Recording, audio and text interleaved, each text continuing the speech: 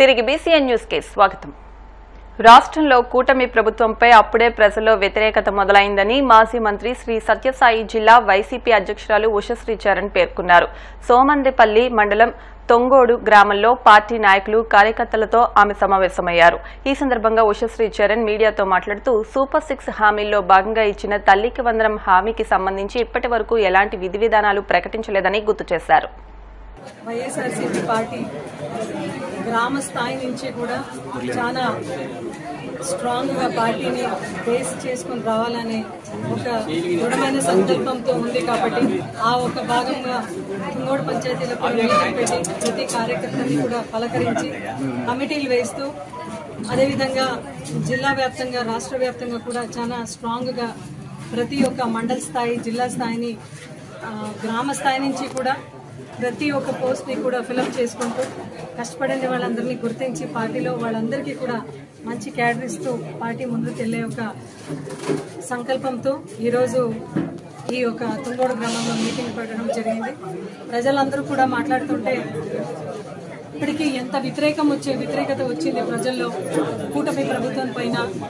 వాళ్ళు రైతు భరోసా అయితే ఏమి, అమ్మఒడి అయితే ఏమి, ఇదే టైంలో కూడా మనము చేనేత కార్మికులకి ఏదైతే సహాయం అందిస్తున్నామో అది కూడా దాని గురించి కూడా మాట్లాడట్లేదు అని సోమందేపల్లి ప్రజలందరూ కూడా మాట్లాడడం చాలా బాధాకరంగా ఉంది. ప్రజల తరపున నిలబడి ఖచ్చితంగా ఉద్యమం చేస్తూ సూపర్ 6 హామీ ఏదైతే చంద్రబాబు నాయుడు గారు చెప్పినారో దాన్ని అమలు చేసే వరకు ప్రజల తరపున నిలబడి పోరాడటం అనే ఒక వాయిస్ అయితే ప్రతి ఒక్క కోఆర్డినేటర్స్ ఇన్ఛార్జెస్ వినిపిస్తున్నారు. డెఫినెట్లీ జగన్మోహన్ రెడ్డి గారి నాయకత్వంలో పనిచేస్తూ మళ్ళీ రాబోయే రోజుల్లో వైఎస్ఆర్సీపీ ప్రతి నాయకుడు కార్యకర్తలందరూ కూడా మళ్ళీ పార్టీని భారీ మెజారిటీ తీసుకొని వచ్చి జగన్మోహన్ రెడ్డి గారిని సీఎం చేసే ఒక తరుణంలోనే వర్క్ చేసే ప్రతి ఒక్క చర్యలు కూడా మనం తీసుకుంటాం.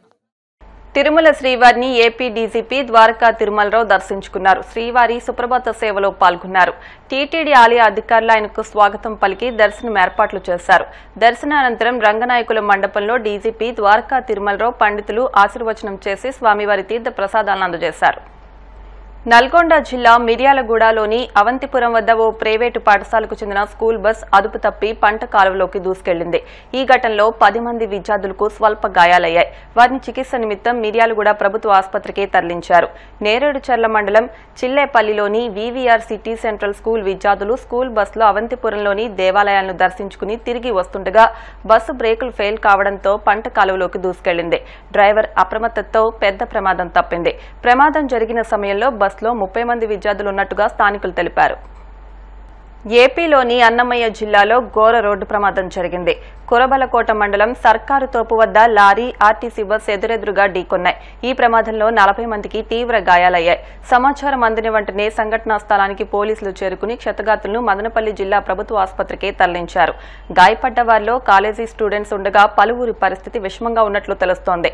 ఇక లారీలో ఇరుక్కుపోయిన డ్రైవర్ను జేసీబీ సహాయంతో బయటకు తీశారు. 2 డ్రైవర్ల పరిస్థితి విషమంగానే ఉన్నట్లు పోలీసులు తెలిపారు. ₹1 కూడా ఛార్జీలు పెంచకుండా నాణ్యమైన విద్యుత్ అందించడమే తమ లక్ష్యమని ఎన్నికల ముందు ప్రచారం చేసిన సీఎం చంద్రబాబు అధికారంలోకి రాగానే బాదుడు కార్యక్రమం మొదలుపెట్టారని మాజీ మంత్రి కాకాణి గోవర్ధన్ రెడ్డి ఆరోపించారు. నెల్లూరులో జరిగిన మీడియా సమావేశంలో ఆయన మాట్లాడుతూ చంద్రబాబు ఎన్నికల ప్రచార హామీ ప్రకటనలను మీడియా ముందు ప్రదర్శించారు. కూరగాయలతో పాటు ఇప్పటికే నిత్యావసర వస్తువుల ధరలు పెరిగి ఆకాశాన్ని అంటుతుంటే మరోవైపు విద్యుత్ ఛార్జీల వడ్డన సరికాదని మండిపడ్డారు.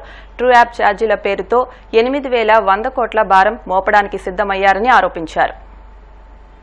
కరెంట్ ఛార్జీలకు సంబంధించి ₹1 కూడా పెంచకుండా నాణ్యమైనటువంటి విద్యుత్ అందించడమే నా లక్ష్యం అని చెప్పి ఎన్నికలకు ముందు పదే చంద్రబాబు నాయుడు గారు అనేక బహిరంగ సభల్లో ప్రకటన చేయడం జరిగింది. చంద్రబాబు నాయుడు అధికారంలోకి వచ్చిన తర్వాత ఈరోజు అది మారింది. బాబు వచ్చాడు, ఛార్జీలు పెంచాడు, ఇక బాదుడే బాదుడు అనేటువంటి కార్యక్రమానికి అన్నిటి మీద ఏ విధంగా అయితే ప్రజలను బాధాలం చూస్తున్నాడో అందులో భాగంగా ఈరోజు చంద్రబాబు నాయుడు కరెంటు ఛార్జీల విషయంలో కూడా బాదుడు అనేటువంటి కార్యక్రమాన్ని మొదలుపెట్టాడు. ఇప్పటికే నిత్యావసర ధరలు, కూరగాయల దగ్గర నుంచి నిత్యావసర ధరలు ఆకాశాన్ని అంటుతూ ఉన్నాయి. దానితో పాటు వినియోగదారుడి మీద అనేక రకాలైనటువంటి భారాన్ని ఈరోజు మోపుతున్నాడు.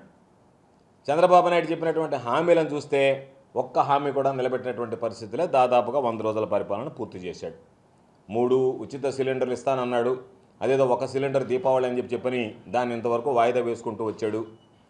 తల్లికి వందనం అది కనపడడం లేదు. కనపడేవాడికల్లా చెప్పాడు నీకు 15,000 నీకు 15,000 నీకు 15,000 నీకు 15,000 అని చెప్పి ఆ 15,000 రూపాయలు ఎట్టపోయిందో కనపడలేదు. ఒక్కొక్కరికి సంబంధించి మరలా చెప్పాడు నీకు 18,000 నీకు 18,000 నీకు 18,000 నీకు 18,000 అని చెప్పి ఒక్కొక్కరికి 1,500 లెక్కన మహిళలకి నేను 1,500 ఇస్తాను ప్రతి మహిళకి అని చెప్పానని సంవత్సరానికి 18,000 రూపాయలు చెప్పాడు. దాన్ని ఊసేలేదు. ఉద్యోగాలు అది దానికి సంబంధించి సంతకం పెట్టి పక్కన బారేశాడు. మెగా డిఎస్సి అన్నాడు. నిరుద్యోగ భృతి అన్నాడు. నిరుద్యోగ భృతి నుంచి అసలు మాట్లాడేటువంటి పరిస్థితే లేదు. అన్నదాతకి 20,000 అన్నాడు. 20,000 రూపాయలు ఇచ్చేటువంటి పరిస్థితి కనిపించడం లేదు. సరే పాప మహిళలకైతే ఉచిత బస్సు అని చెప్పి ఎప్పటికప్పుడు ఎమ్మెల్యేలు డిజిటల్ ప్లేట్లు వేసుకొని వచ్చేసింది. ఆగస్టు 15 అన్నారు, మళ్ళీ అక్టోబర్ 2 అన్నారు. అక్టోబర్ 2 కూడా రేపు వచ్చేసింది. కానీ ఉచిత బస్సు మాత్రం వచ్చినటువంటి పరిస్థితి లేదు. ఈ నేపథ్యంలో ఇచ్చినటువంటి హామీలను పక్కన పెట్టి ఒక పక్క అన్ని రకాల వినియోగదారుడి మీద ప్రజల మీద ఈరోజు నిత్యావసర ధరలన్నీ పెరిగేటువంటి పరిస్థితుల్లో మరొకటి చంద్రబాబు హామీలు ఎగ్గొట్టి భారం మోపడానికి సిద్ధపడడం అనేటువంటిది దుర్మార్గమైనటువంటి విషయం. అందులో భాగంగా ఈరోజు విద్యుత్ ఛార్జీలకు సంబంధించి మరింతగా భారీగా పెంచేదానికి చంద్రబాబు నాయుడు ఈరోజు సిద్ధపడడం జరిగింది. అయితే ఈరోజు మనం అడగాల్సింది చంద్రబాబు నాయుడు ఇచ్చినటువంటి హామీని నిలబెట్టుకుంటున్నాడా లేదా మోసం చేస్తున్నాడంటే ఒక్క మాటలో చెప్పాలి అంటే ఈ రాష్ట్రంలో ప్రజల్ని మోసం చేయడంలో బ్రాండ్ అంబాసిడర్ ఎవరన్నా వ్యవహరించాలి అంటే అది చంద్రబాబు నాయుడు అనేటువంటి వ్యక్తికి తప్ప ప్రజలను మోసం చేయడంలో బ్రాండ్ అంబాసిడర్ ఎవరు అంటే చంద్రబాబు అనేటువంటిది ఈరోజు ప్రతి ఒక్కరికి తెలిసినటువంటి విషయం. ఎన్నికలకు ముందు ఏం చెప్పావు? కరెంట్ ఛార్జీలు పెంచమని చెప్పావా లేదా? ఎన్నికలకు ముందు ఒక మాట తర్వాత ఒక మాట మాట్లాడతావా? ఎప్పటికప్పుడు మాట మార్చేటువంటి నైజం ఏమైనా సరే అది అసహ్యమని చంద్రబాబుకి అనిపించడం లేదేమో తెలియదు. కానీ ప్రజలకి చంద్రబాబు నాయుడు మాట్లాడడం చూస్తేనే ముఖం చూస్తేనే అసహ్యం వేసేటువంటి పరిస్థితి ఏర్పడింది. ఎందుకు చెప్పామంటే చంద్రబాబు నాయుడు ముందు ఒక మాట మాట్లాడతాడు ఎన్నికలకి, తర్వాత ఒక మాట మాట్లాడతాడు. సరే ప్రజల పాపం చంద్రబాబు నాయుడిని గొర్రె కషాయం వండి నమ్మినట్టుగా మొన్న ఏదో పాపం నమ్మి మళ్ళీ ఓట్లు వేశారు, గెలిపించారు. చంద్రబాబు నాయుడు ముఖ్యమంత్రి అయ్యాడు. అయిన తర్వాత మరలా నాది ఏదో చెప్తారు కదా కనకపు సింహాసనం మీద సునకాన్ని కూర్చోబెట్టిన అన్నట్టుగా చంద్రబాబు నాయుడు మరలా ముఖ్యమంత్రి అయినా సరే తన పాత వ్యవహారాలు శైలి అదేవిధంగా కొనసాగిస్తూ ఎన్నికలకు ముందు ఒక మాట ఎన్నికల తర్వాత ఒక మాట. వార్తలు ముగించే ముందు ముఖ్యాంశాలు మరొకసారి.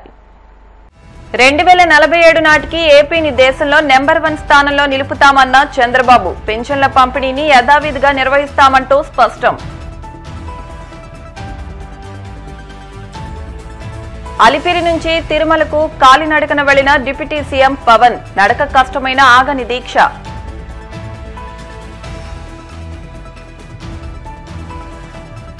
కడపలో దసరా ఉత్సవాలకు సర్వం సిద్ధం. వాసవి కన్యకా పరమేశ్వరీ దేవికి రోజుకు అలంకరణ నిర్వహిస్తామన్న ఉత్సవ కమిటీ.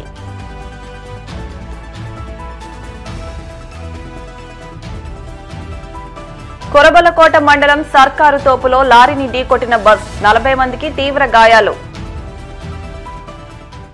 ఈ వార్తలు ఇంతటితో సమాప్తం. మరిన్ని వార్తల కోసం BCN digital YouTube channel, Facebook page ను ఫాలో అవ్వండి. అప్డేట్ వార్తల కోసం ప్లీజ్ సబ్స్క్రైబ్.